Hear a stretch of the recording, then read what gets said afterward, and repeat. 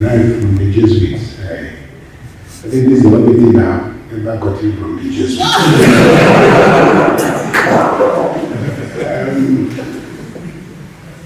The readings today, especially gospel reading, really most of the first reading speaks about the priesthood.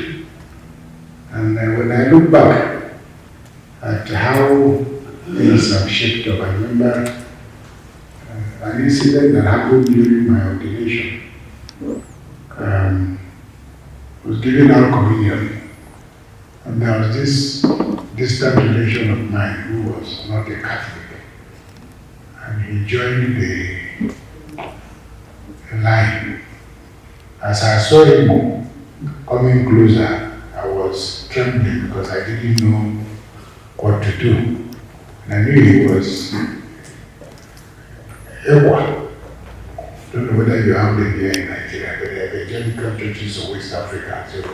So luckily for me, one of the wonders, I had people shouting, stop Abu, he's going to see God, look at this. So people rushed and pulled him.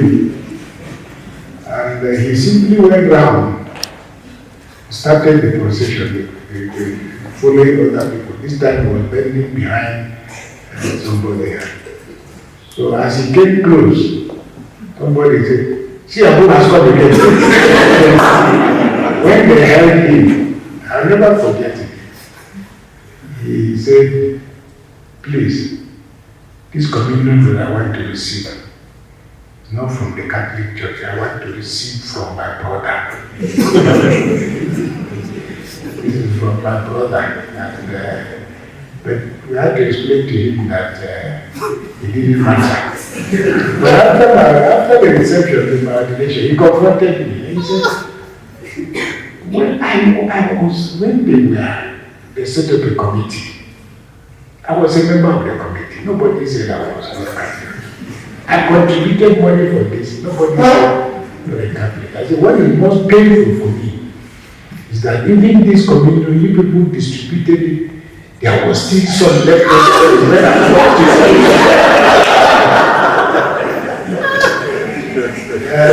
but as it is, so when we listen to what the Lord Himself had to say about the priesthood and the honor that has been conferred to us, which we don't deserve, we must always constantly continue to say, not to us, Lord, not to us.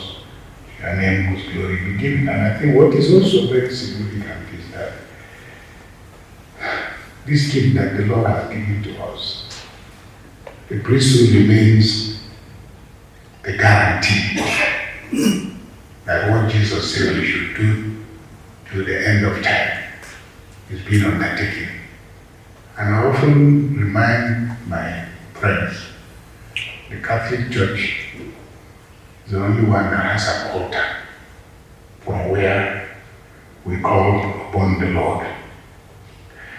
The gospel reading is a bit more troubling because I tried to make a few notes, I don't know whether. There is a saying, there's a tribe in Nigeria, they have some really long marks. In Nigeria, they no longer do them, all this classification. If you look at me, I have marks. But my own are not very clear because they were made by my grandmother.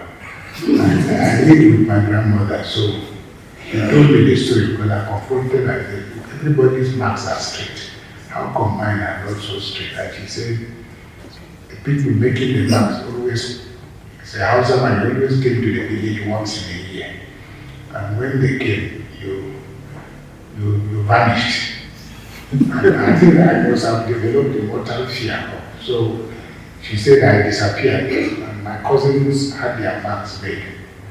And they thought that I showed up when it was time for dinner, after the man had already moved to the next village. And my grandmother said she didn't have a choice because of living with the shame that my mates have marks and I don't have marks. And people would know that it was out of fear. So she just got a small bottle, got people to hold me and take the best.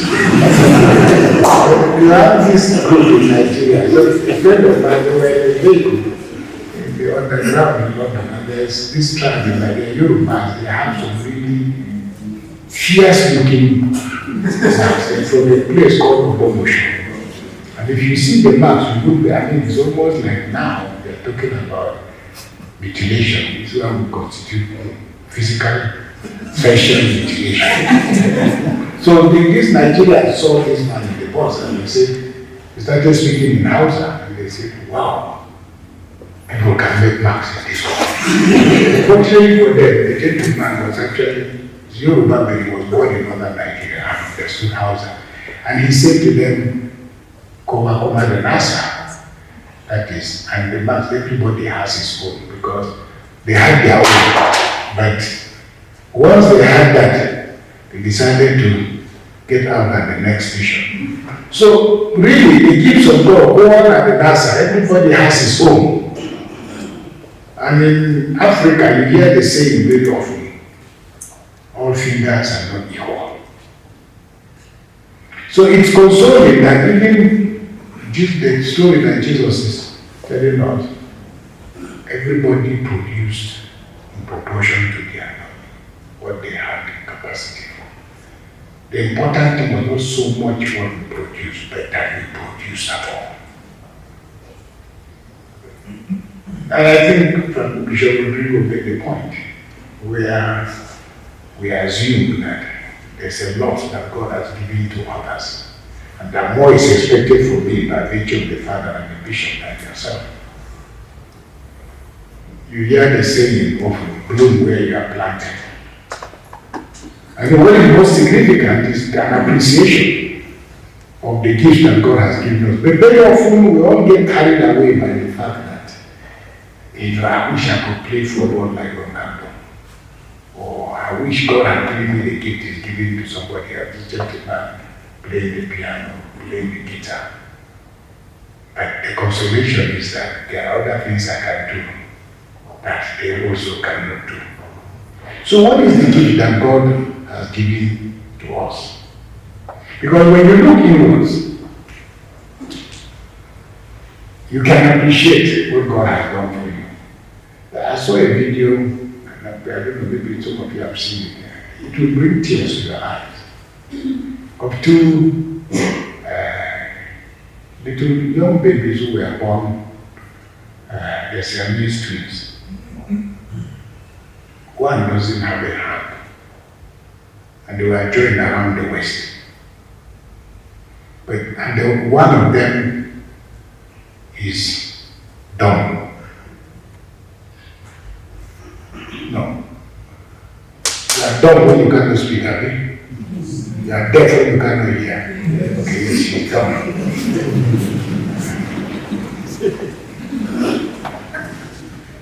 Some people combine both.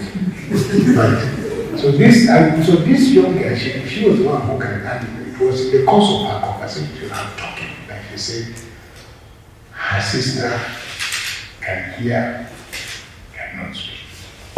Young girl. And the kind of things she's saying about how wonderful and how thankful they are to God, because their parents, thank God for Reverend sisters. The parents threw them away because naturally this is Africa. We have quietly, secretly thrown them away because what have we done to God to warrant this? There's some sisters took them and took care of them. And I'm still looking at what it is to be grateful to God about that this young girl is talking. And she's talking with a lot of confidence. How much she discovered herself. And how what God has done for them must have a purpose. And we're living in times when all of us are anxious. When you tell somebody to accept the will of God, these are not times. So somebody who's just lost an election, you cannot tell them this is the will of God. Somebody who's just been expelled from the seminary, you cannot tell them this is the will of God. Somebody who's just suffered a loss, you can't tell them this is the will of God. Because we also have in our minds what approximates the will of God. In which case, when we say to our Father, we're not actually saying, we're actually saying in real terms, God, I hope that your will in heaven corresponds to my own will here. But as we see from the parable, it is consistency and persistence that is the guarantee The journey through life is long, but very often the grace that we require is not for the moment. And for those of us who wake up with healthy, we're strong. I was talking to a young lady, she didn't even know me, she just knew I was a Catholic. Can I sit down? I was having coffee. I said, yes. And she says to me, I'm a Catholic. I know, she said, I belong to different church, but I see you're a Catholic bishop. I said, yes. She said, look, I've been looking for, so can you explain to me? I'm trying to live a very decent life. Trying to do, my parents brought me up very well. But I'm 50 years old now. I don't do the things that are very good. But I think, why is a husband taking so long to come to me? Now, people don't expect you to say you don't know. They don't expect a Catholic bishop to say, I don't know. There were two young boys, they were arguing among themselves. One was Anglican, the other was Catholic. And the Anglican chap said to the Catholic, said, look, if you come and listen to our priest, he knows everything. When he's speaking in sermon, there's nothing he doesn't know. And the Anglican boy said, you come and listen to our pastor. You will be put to shame. So they couldn't agree. So he said, okay, let's go to the Anglican church. So they went to the Anglican church. Listen to this pastor preaching. And the Catholic boy said, I give it to you. Pastor is very good. Next one, he said, so you come to our church. And of course, the Catholic priest didn't disappoint. So when they went out, the Anglican boy said, the priest is more knowledgeable than our pastor. But the advantage people have, all the things the priest knows are the things they tell him at confession. That's why. So in moments of uncertainty and in moments of doubt, we always want quick answers. And this is why the Pentecostal churches are growing and growing and growing, because people are impatient. We want the will of God to be manifested here and now. My dear friends, let us give God the honor and the glory, because unfortunately God doesn't have a clock.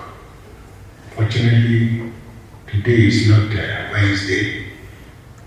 These are just human efforts to help us coordinate. God is a permanent present.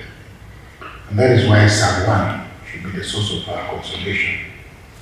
Where the psalmist reminds us that those who trust in the Lord are like a tree that is planted beside the flowing water, and all that you do shall prosper. But the wicked, not so are they, because they that will not charm shall be driven away. So let's not be carried away by the visible success of others, because we will never begin to feel sorry for ourselves. We thank God for the gift. Wherever we are planted, may the Lord give us His grace, so that we'll be able to, at the end of time, be consoled that we at least did something with the blessings and the gifts that He gave to us.